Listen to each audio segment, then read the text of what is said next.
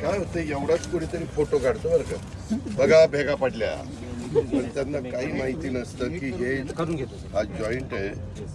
पण म्हणजे खालपर्यंत पूर्ण स्ट्रक्चर आहे, फक्त हे भरून भरून घेतो. घे नाही ते निघाल्या भरलेलं सर करून घेतो. बरेच जण फ्लॅटमध्ये राहतात. साईडला वा थोडं पाहायला हे मुद्दाम जायला आणि इकडे यायला. डिवायडर सारखं आणि लाइटिंगसाठी पाहिजे. पण हे डिवायडर सारखं केलं असताना इथं आपण मध्ये काही नाही करणार. कधी कधी जाताना काही वेळेस जाताना गर्दी राहील, काही वेळेस येताना गर्दी राहील. सर एवढं वाईट आहे एवढं काही कंजेस्टेड वाटत नाही सर.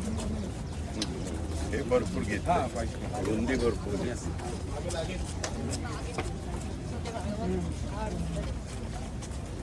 आपला हे पण बांद्रावर सीबी जंगली महाराज रोड मी गेल्यानंतर हो सर. पैठ्यात जायचं म्हटलं पालगंधर्व पूल किंवा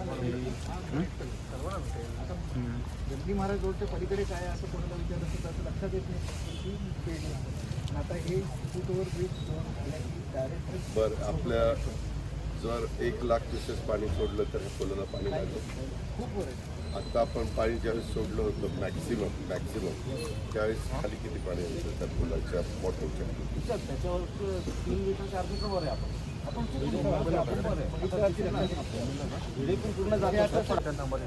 जंगली महाराज रोड मी गेल्यानंतर हो सर. पैठ्यात जायचं म्हटलं पालगंधर्व पूल किंवा आता जंगली महाराज रोडच्या पलीकडे काय आहे असं कोणाला विचारलं तर त्याचं लक्षात येत नाही की पेढी आहे. आता हे फुटओव्हर ब्रिज डायरेक्ट बरं. आपल्या जर 1 लाख क्युसेस पाणी सोडलं तर हे पुलाला पाणी लागलं.